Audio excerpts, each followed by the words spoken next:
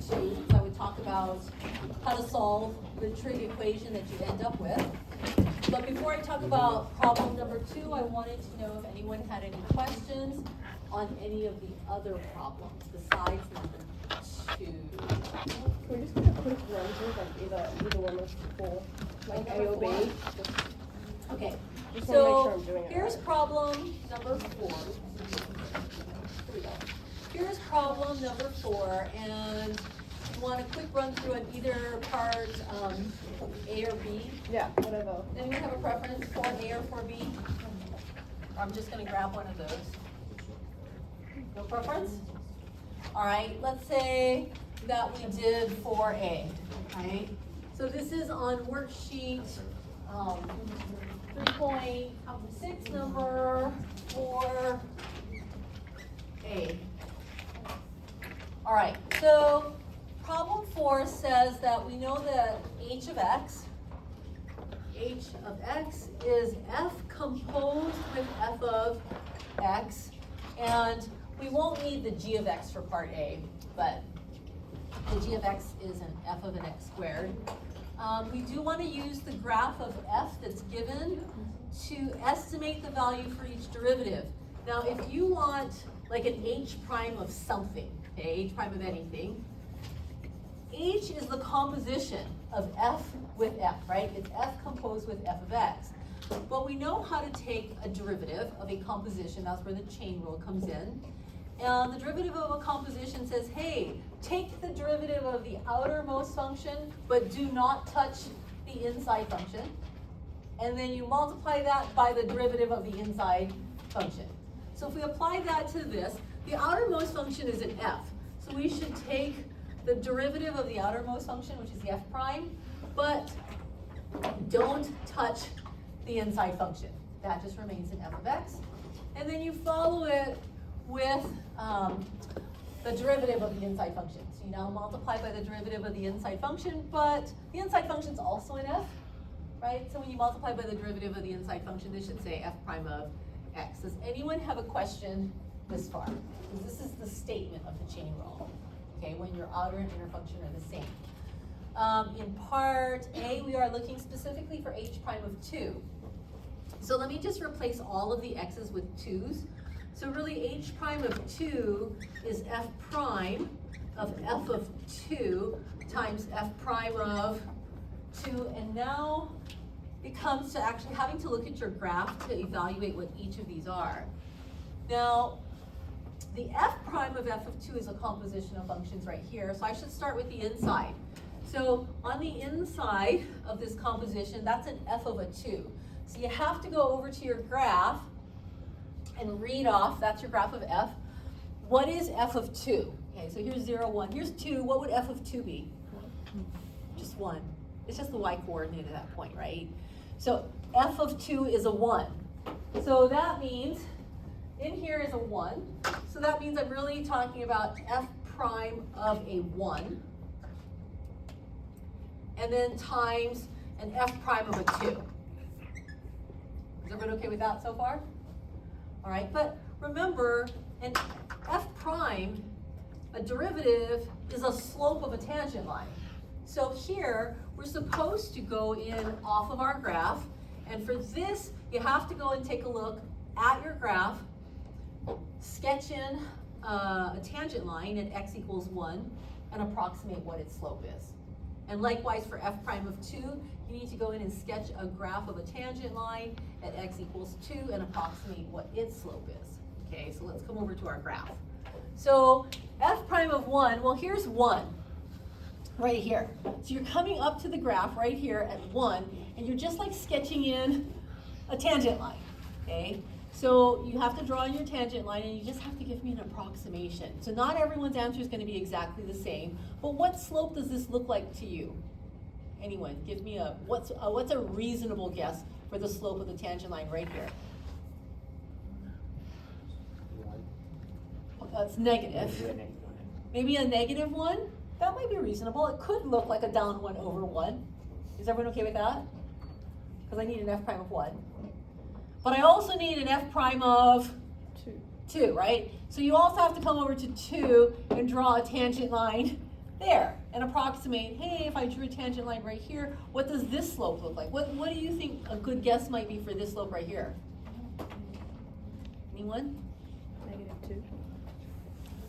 No, I'm gonna have to say -2 might be a little steep for that. Yeah. Negative. That tangent line? What does that slope look like? Maybe also a -1? Something close to a -1. If you said -2/3, -3/4, -1 point something, I think all of those are reasonable. I do think -2 is a little steep for that though. No, that's fine. Okay. I was looking at something completely different. So if you thought both of these looked like -1, that would be reasonable. If you thought that looked like, -3/4 or -1 point something, those are all reasonable guesses. But then you just multiply these, and -1 times -1 is 1. Or if you put, -3/4 times -1, then you would have an answer of +3/4. That would be reasonable. You can have a variety of answers that are somewhere in the neighborhood of this. Does that make sense to everyone, or is there a question on that? Okay. Any other questions? Yes, Shannon? 1F? Okay. So let's take a look at problem 1, part F. So here's our function. And on 1F we are given, so 1F, we're given f of x equals the x squared plus 1 times a cubed root of an x squared plus 2, right? Now when you look at this is a product of two functions. So to take the derivative of this, we do have to use the product rule. Is everyone okay with that? And I know that's called little f, but I am just going to call this little f and this one little g. Is everyone okay? Like, I'm talking about that being my little f and that being my little g. So when you take the derivative, are you okay that you have to do like f g prime plus f prime g for these little functions right here? Okay, even though my function happens to have that same name. So if I want the derivative of this function, I have to take the first function, which is just the x squared plus 1. Okay, there's my little f, so there's my x squared plus 1. But now I have to multiply it by a g prime. Now, this is my g. G happens to be a composition of two functions, which means just to do the g prime requires the chain rule. Okay, what is the outermost function in g? Cube root. Cube root is the same as the 1/3 power. Are we okay with that? So the outermost function is the cube root or the 1/3 power. What's the inside function? The x squared plus 2. So if it helps you, your g, that g right here, is an x squared plus 2 to the 1/3 power. That's your g. So when you take its derivative using the chain rule, we start with the outermost function, which is the cube root, which is the 1/3 power. And how do we do that? Move what down? Move the 1/3 down. What? And what? Decrease the power by Decrease the power by 1. 1. But we're not touching the inside function, right? And decreasing the power by 1, that's just what, minus 2/3? And then what? We haven't finished the chain rule yet. What's Do the derivative of the multiply by the derivative of the inside. derivative of the inside function. What's the derivative of the inside function? 2x. 2x. Okay. So this is just the fg prime. Okay, we didn't finish our product rule. Coming back to our product rule, I still have a plus, and then I need an f prime. It's just 2x. The f prime, the derivative of an x squared plus 1 is just a 2x. And then times my g. And my g is just this cube root of the x squared plus 2, right? And I'm done. I mean, you could rewrite this, but I'm fine if you just left it like that. I was going to ask you. Yeah, you can just leave it like that. Okay. Is everyone okay with that, or is there a question on that?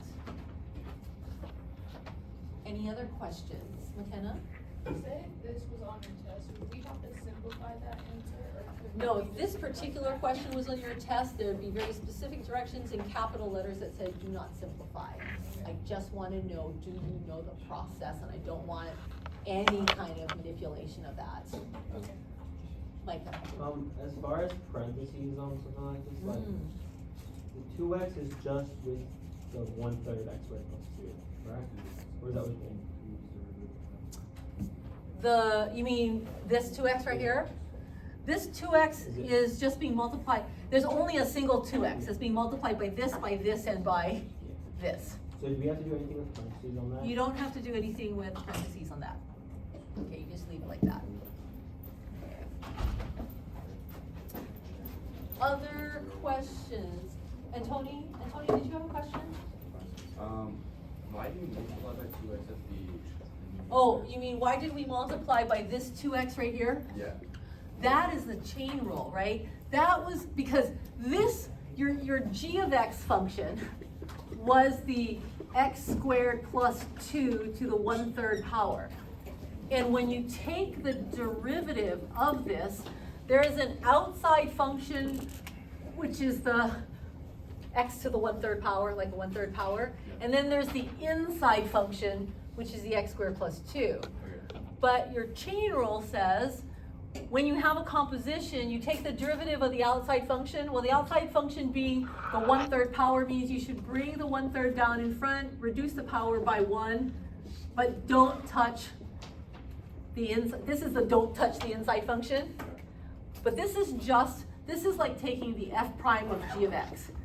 The chain rule says you must multiply this by the g prime of x. The g prime of x means the derivative of this inside function that we didn't touch. This means you didn't touch the inside function over here, you just left it. Okay.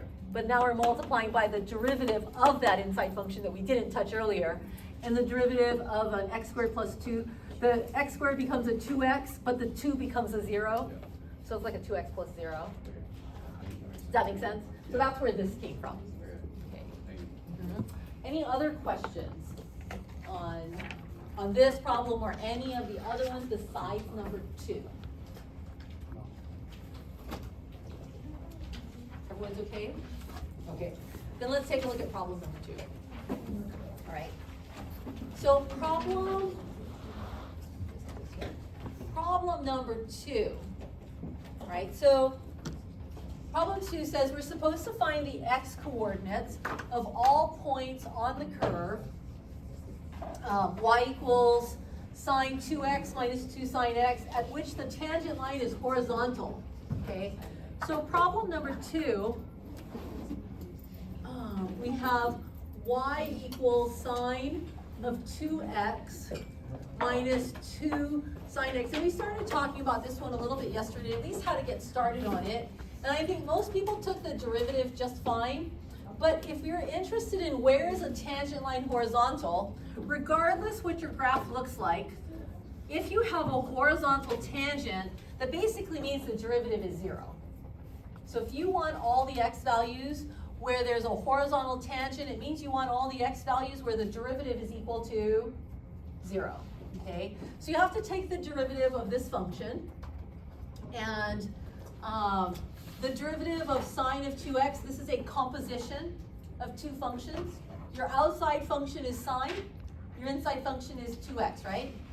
So when you take the derivative of sine 2x, you take the derivative of the outermost function, and the derivative of sine is cosine. But we don't touch the inside function, we leave that alone.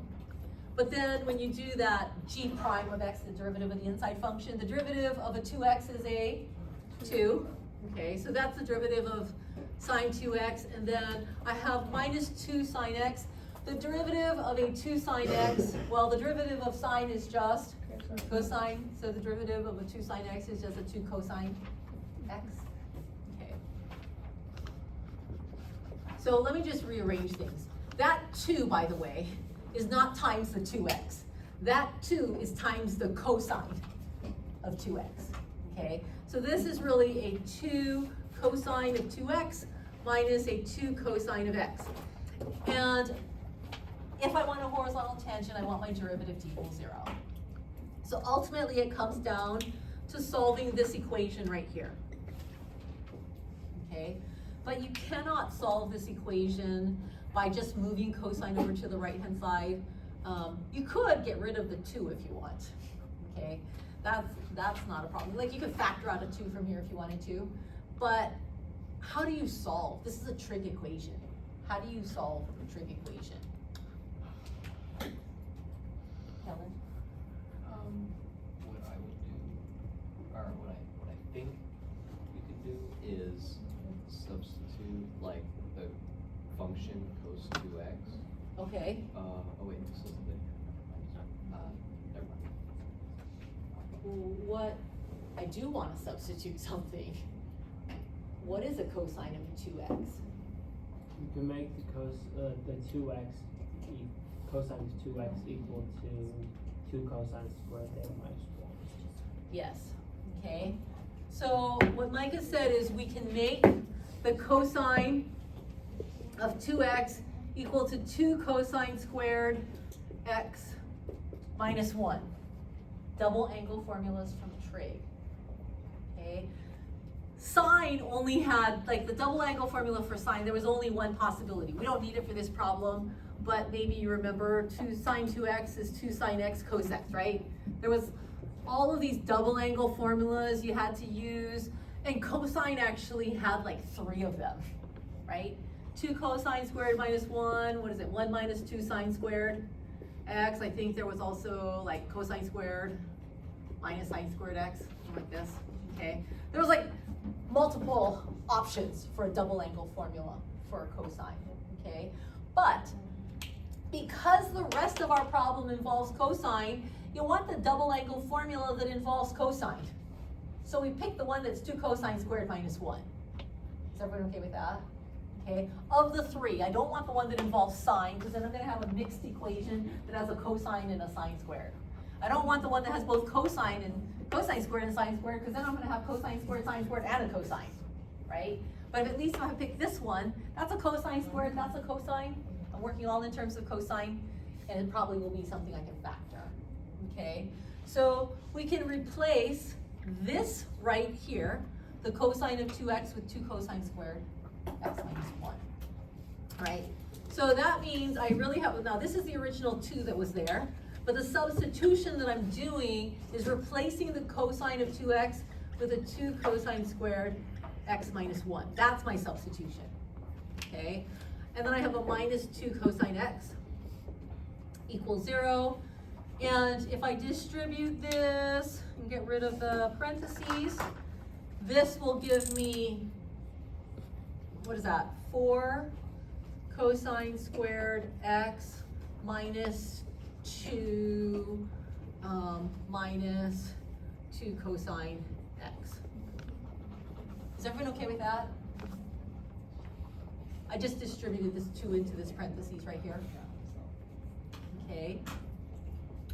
And let me just rearrange the terms, because I kind of want my cosines to be in decreasing order. Maybe I'll make this 4 cosine squared x minus 2 cosine x minus 2 equals 0. So all I did was put it so it goes from cosine squared to cosine and then a constant, okay? Now, this is a quadratic, and I do want to factor this. Before I start dropping parentheses, I do actually see a greatest common factor that comes out, right? Greatest common factor is 2. So let's just pull that 2 out. If I pull the 2 out, then I'm left with 2 cosine squared x minus cosine x minus 1. Is everyone okay with that? Okay. And this in red is just a quadratic in cosine, right? A quadratic in cosine, so maybe I can just get this to factor. The first 2 spots in each parentheses has to multiply out to 2 cosine squared. You actually don't have very many options. There's only one option for what's going to multiply out to 2 cosine squared. One's got to be a what? A what? Cosine? Okay, one's gotta be a cosine x, what is the other one? 2 cosine. 2 cosine. 2 cosine. Because a cosine times a 2 cosine would give me a 2 cosine squared.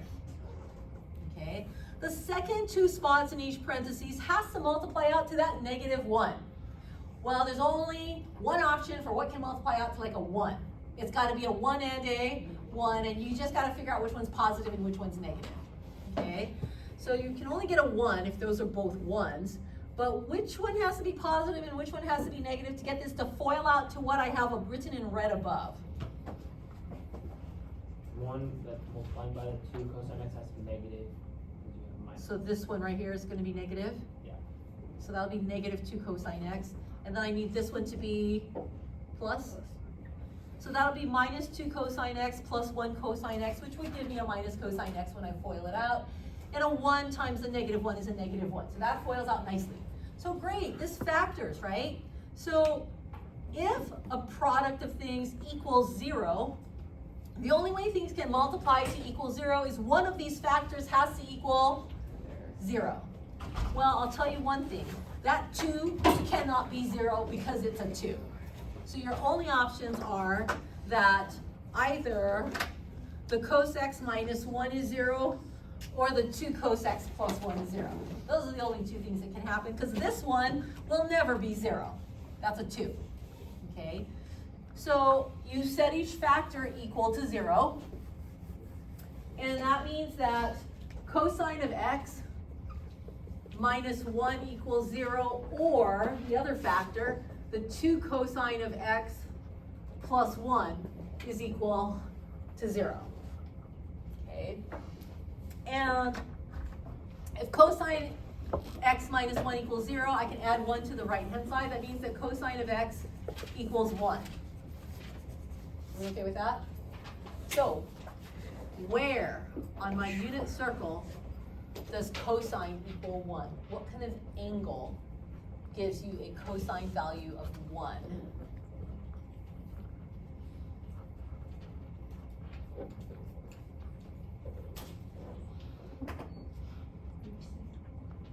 Emily?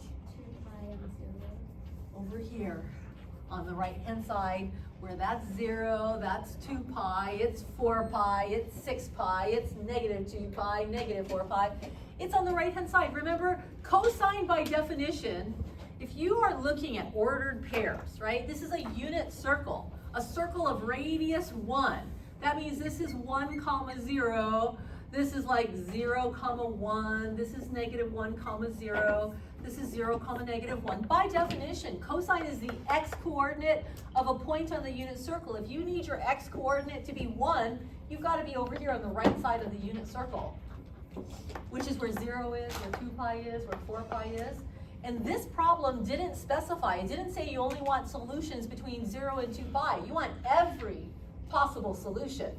So you want all the different names for the angle that ends up at the far right side. Okay, so how did you learn to do this? Well, in trig, we say, hey, grab one of your answers. Like grab either 0 or 2 pi, I don't care which one, grab an answer. And then you say, well, how do you get every other possible name for that angle? Well, every possible name, because isn't every other angle just a full circle away? You just keep adding full circles or subtracting full circles. You just add k times 2 pi, which means you're just basically adding or subtracting full circles. Gives you every possible name for this, right? 1 times 2 pi, which is 2 pi. 2 times 2 pi, which is 4 pi. -1 times 2 pi, which is -2 pi, right? Where k is an integer. That's part of your answer, okay? But we didn't finish the other half of the problem. The other half of the problem is where 2 cosine x plus 1 equals 0. If I want to get the cosine by itself, what do I have to do? Get cosine by itself, I should subtract 1 and then divide by 2. Perfect. So if I subtract 1 and then divide by 2, what am I getting here? I'm getting that cosine of x equals, what is that, -1/2? Okay, so back to your unit circle. back to your unit circle. If cosine is negative, which quadrants do you have to be in? 2 and 3. Cosine, if it's the x coordinate of a point on your unit circle, x coordinates are negative in quadrants 2 and 3, okay? So you have an answer somewhere in quadrant 2 and somewhere in quadrant 3. Cosine being -1/2, the value for the x coordinate is short and it's negative. You're gonna be like somewhere here or somewhere here, okay, with a -1/2. As your x value, that little short segment is a -1/2, and we need that angle and that angle. Does anyone remember what those angles are? Kellen? 2 pi thirds and 4 pi thirds. This is 2 pi over 3, and this is 4 pi over 3, yes? And again, we're not only looking for answers between 0 and 2 pi, we want every possible answer, so the way you describe every possible solution is you take the given angle, like 2 pi over 3, and we want every name for the angle that ends up here, but you can add 2 pi and still end up at the same place. You can subtract 2 pi. So this is also plus a k times 2 pi, where k is an integer. And you can grab the other answer down in quadrant 3, which is 4 pi over 3 plus k times 2 pi, where k is an integer. Okay, so ultimately we are ending up with all of this from the first part, and we're ending up with all of this from the second part. Those would be every possible place where you have a horizontal tangent, and there are infinitely many of those places, because as you know, the sine and cosine graphs are cyclic, and then they start repeating all the way down, so there's going to be infinitely many of those places where you have a horizontal tangent. Kellen? Can you also reduce it, the answer to n2 pi, 0 plus n2 pi thirds? Well, that's not a 2 pi over 3, that's just a plus k times 2 pi. Is that what you're at? Whether you use n or k, I don't care. You can say plus n times 2 pi. Yeah, but instead of 2 pi, you can say 0 plus 2 pi thirds, correct? Because if, You mean put an extra 0 in front of here? well, following the same format, but no, you don't need to.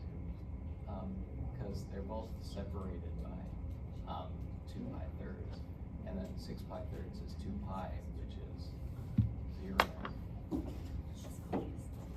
Okay, you're talking details. We're not gonna worry about that, Kellen. So Kellen's looking for different ways of describing the answer. The easiest and most basic way, because honestly, Kellen, if we didn't have the other half of the problem, we would run into a problem, because you're trying to grab every 2 pi over 3, including this one over here. And the problem is, coincidentally, one of our answers from the other half of the problem happens to be here. But you cannot simplify just these 2 places to be some kind of plus 2 pi over 3, because you're going to be adding something over here that we don't want, at least not from this equation. So talk to me after class about that one, because you don't want to confuse everybody else. Just grab your 2 answers and add plus k times 2 pi. That's all you have to do. Okay. All right. That's it though. That's it. That's in section 3.6 on the chain rule. Is everyone okay? Are there any questions? No questions? Okay, so I am assigning homework on 3.6 chain rule. This is Wednesday? Yes, it would be due on Monday. Yes. Because I don't want you doing this while you should be studying for your exam on Friday. So work on it after your exam. Okay. All right, everyone good on this? No questions? Then we're gonna move on to our next section. So let me give you a handout for our next section.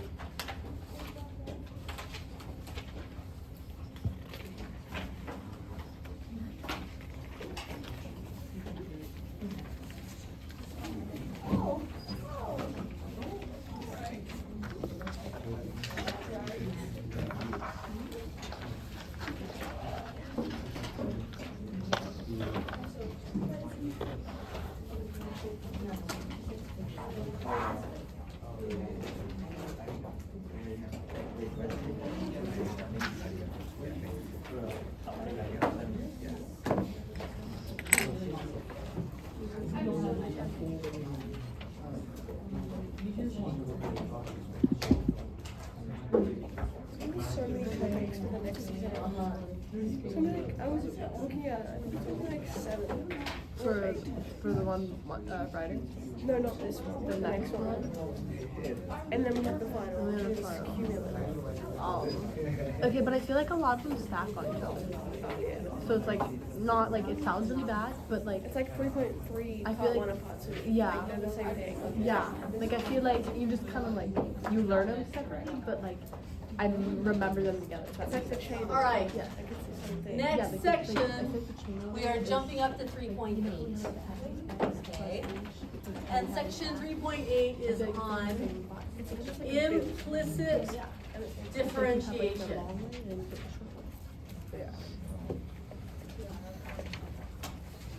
I'm about to fail the final, but like I said, I'm about to fail the final. All right, so I will tell you, you want to pay attention to what we're doing in this section. A lot of students have a problem with implicit differentiation. You've got to know how to look at it the right way. But I will tell you, if you can look at implicit differentiation the right way, then your problems will become so much easier. And I'm gonna point out to you what the right way to look at the problem is, okay? But it's almost impossible to try to teach yourself implicit differentiation if you don't already know how to do it. So I wanna make sure you're paying attention, all right? So, suppose y is a function of x and it satisfies the equation. So I'm gonna give you an actual equation that we're gonna play with at first, okay? And it satisfies the equation xy minus y equals 1, okay? And what we want to do is we want to find out what y prime is, okay? That's our ultimate goal, is to find dy dx over y prime, okay? So, to find y prime, or in the other notation, we're going to start introducing this other notation. This is the Leibniz notation. To find y prime or dy dx, for this particular problem, you have a couple of options, okay? Option one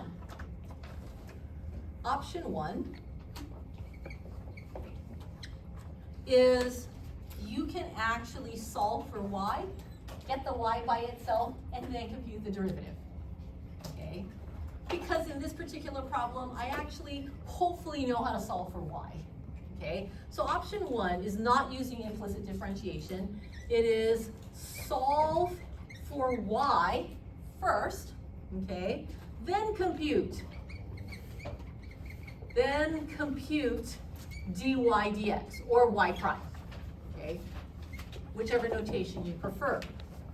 So this is totally bypassing the new thing. It's totally bypassing implicit differentiation, but you have a method at your disposal for how to compute the derivative. You can take this equation, first get it to look like y equals, because every problem you have solved up to now was a y equals something that involves an x, or an f of x equals something that involves an x. We never mixed the x's and y's together. Y was always by itself on one side of the equal sign, and all the x's were on the other. And that's why you were able to do the product rule, the quotient rule, the chain rule, because everything you were dealing with was an x, okay? This is all mixed up. So can we get the y by itself? How would you get the y by itself? Factor out the y and divide by x minus. Factor out the y. Is everyone okay? You can factor out a y from the left-hand side. And if you factor out a y, you're left with what? X minus 1. X minus 1. So it looks like y times x minus 1 equals 1. And then to get the y by itself, couldn't you just divide both sides by the x minus 1 in the parentheses? So dividing both sides by x minus 1 you now have something that looks like y equals 1 over x minus 1. And now this looks like the kind of problems that we had in previous sections. Oh, if I want to take the derivative of this, maybe I can use the quotient rule or something. Is everyone okay with that? Because you could use the quotient rule on this. Okay, so if I wanted to take the derivative of that, let me just rewrite it up here. Y equals 1 over x minus 1. If I wanted y prime, or alternatively dy dx, quotient rule says what? X minus 1 times 0 X minus 1 times 0 minus 1 times 1 over x minus 1 squared. Perfect. Quotient rule says it's low d high minus high d low over the low squared. So we took the low function times the derivative of the top. Derivative of 1 is 0. Minus high d low, the top function times the derivative of the bottom. But the derivative of an x minus 1, isn't the derivative of an x just a 1 and the derivative of 1 is a 0? It's just 1. All over the bottom square, okay? And 0 times anything is 0, so you're left with just, what is that, minus 1 over x minus 1 squared? All right. That is an option for you for this particular problem. If you know how to solve for y, you can always solve for y and then take the derivative. Implicit differentiation allows us, this is option 2, is use implicit differentiation, okay? And with implicit differentiation, you do not need to solve for y, okay? So let me put here, option 2.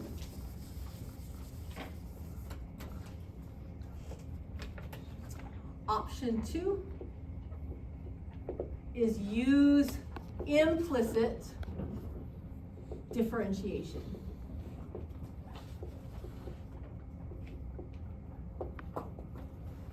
Okay. And the important thing with using implicit differentiation that you'll want to remember is super important, that y is a function of x.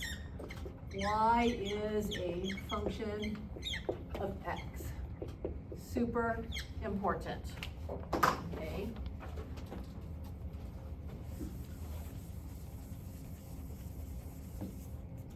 And for implicit differentiation, your steps are going to be as follows. You're going to, first of all, differentiate with respect to x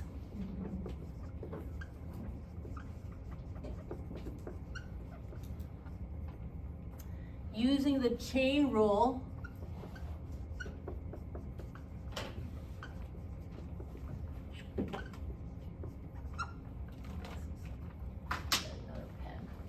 using the chain rule when necessary.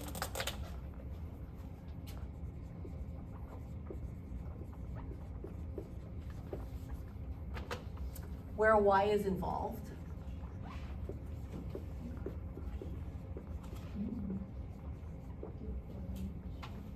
And then secondly, after you differentiate with respect to x using the chain rule when necessary, where y is involved, you are going to solve for dy dx, or if you prefer, the y prime, depending on which notation you use, okay? Now, what do we mean by differentiate with respect to x using the chain rule when necessary, where y is involved? Before we actually do this problem, I'm going to practice with you so you know the difference between differentiating with respect to x when it's an x versus differentiating with respect to x when it's a y, okay?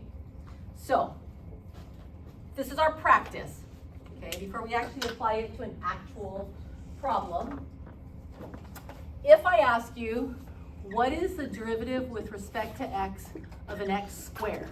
I'm using that other notation. So your function is y equals x squared. What's the derivative with respect to x of an x squared?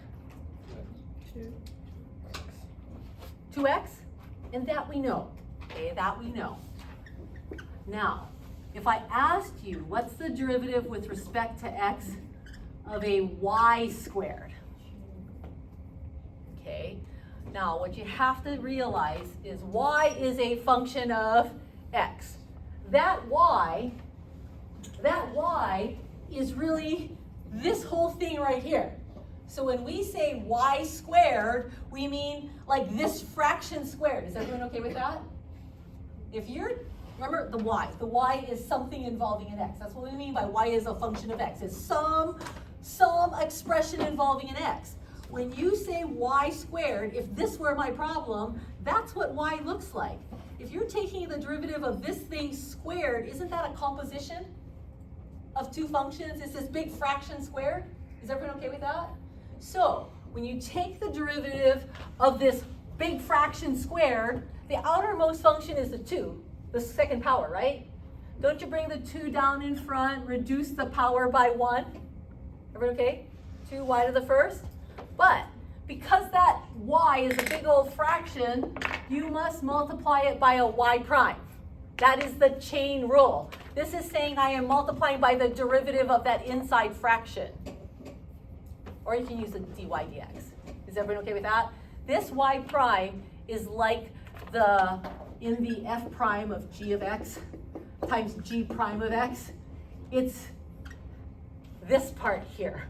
You're taking the derivative of that inside function. The inside function is the y, okay? Anytime you work with a y, you must use a chain rule because y is some big ugly expression involving x, okay? And this is where we're gonna practice. So let's practice with more. If I ask you, what's the derivative with respect to x of an x? What's the derivative with respect to x of an x? Just a 1. That's what we've been doing. We've been working with x's. That's just a 1. But if I ask you what's the derivative with respect to x of a y, I mean, it's y to the 1. this is like y to the first power, so what's the derivative? It's just y prime. You bring the 1 down in front, you reduce the power by 1, that's 1y to the 0 power, which is the same as the number 1. But because it's a y, you have to do the chain rule. Multiply the 1 by the derivative of the inside function, which is a y prime. Okay? This is what I'm talking about. It's a little tricky. You're differentiating with respect to x in all of these, but it makes a difference whether you're dealing with an x or a y as to what your derivative looks like. They look similar, but there's always a chain rule involved with the y. So let's say it said d over dy. So don't worry about that. We're not taking d dy. But if it did say d dy, if it said the derivative with respect to y of a y squared, that would just be a 2y because that you're just treating it like the variable that you're working with. Is that what you were going to ask? Yeah. So then, like, if it was d over dy of x squared, you do the same thing just with that. Yes. Let's not start mixing those up right now. That's something that you'll deal with in a higher calculus class. Okay? We will always only be differentiating with respect to x in a Calc 1 class. Okay? Let me practice with other ones because you got to get this down first. What's the derivative with respect to x of a sine x? What's the derivative with respect to x of a sine x? Cos x. That's cos x. Everyone okay with that? Yeah. What's the derivative with respect to x of a sine y? It's what?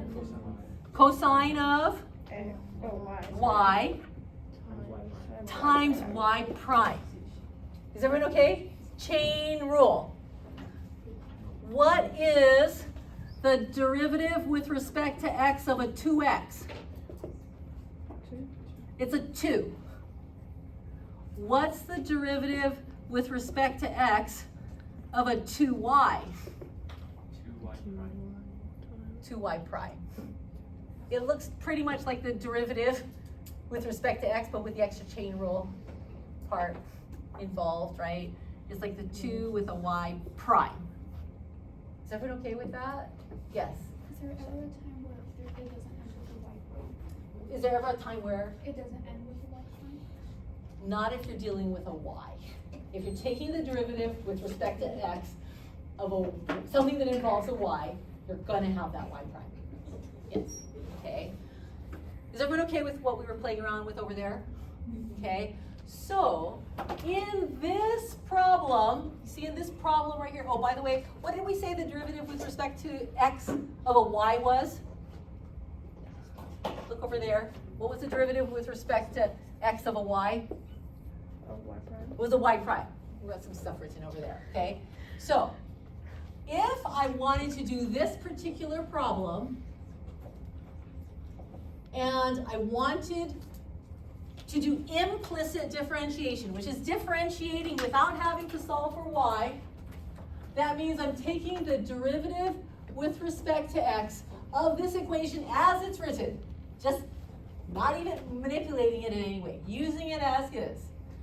In order to take the derivative of an xy, that's a product rule, correct? We're okay, product rule. So you have to do fg prime plus f prime g, is everyone okay with that? First, the first is x, yes? Now I have to take fg prime. I need the derivative with respect to x of a y. What is the derivative with respect to x of a y? Y prime by what we wrote at the far right board. Are we okay with that? Fg prime plus, I need the derivative of the first function. What's the derivative with respect to x of an x? That's a 1. That's the f prime, and then times the g, Which is just y. which is just a y. That's what your product rule looks like on just the xy. Minus, I need the derivative with respect to x of a y. What's the derivative with respect to x of a y? Y prime. Isn't that what we wrote over there? On far right for y prime? Equals the derivative with respect to x of a 1. That's a constant. That's 0. Now, did everyone see what we did here? Product rule in the first part. First, that's x, times the derivative of the second. But the derivative with respect to x of a y is a y prime. We did that on the right board. That's first times derivative of the second, plus the second half of the product rule was derivative of the first. The derivative with respect to x of an x is a 1 times the second function, right? F prime g. The second function is just a y minus. I now have to take the derivative with respect to x of a y. But we said on the far right board that is a y prime. And then I put equals, and derivative with respect to x of a 1, derivative of a constant is 0. So all I've done is the first step where I've differentiated with respect to x using the chain rule where y is involved. Second step is solve for y prime. So if I want to solve for y prime is in this first term and it's in this last term, so I should keep those two terms on the same side of the equal sign and move this y over to the other side, because I'm going to factor out that y prime. Okay, so I'll leave the xy prime minus the y prime on the left side, and I move this plus y over to the right-hand side. Is everyone following that? And I left these two on the same side because I wanted to factor out that y prime. Y prime times, what is that? X minus 1. X minus 1 equals a minus y, right? And then to solve for y prime, don't I just divide both sides by x minus 1? Right? So the y prime looks like a minus y over x minus 1. Now here's what's interesting. We are done. This is what y prime looks like when you do implicit differentiation. It looks different than the answer that we got when we solved for y first and took the derivative. That is because this answer is entirely in terms of x, and this answer is in terms of x and y. When you do implicit differentiation, your answers will be in terms of x and y, not just in terms of x. Okay, it's a mixture of the two. So we're going to be practicing with this tomorrow. I will not collect that worksheet today. I did want to give people credit for it. Let me do a quick scan of the room. Who is not here? EA and Maddie. He's there and Emma. And I think everybody else is here. The rest of you have full credit except for the 3 empty seats that I see in class. She does that so often. Right. I really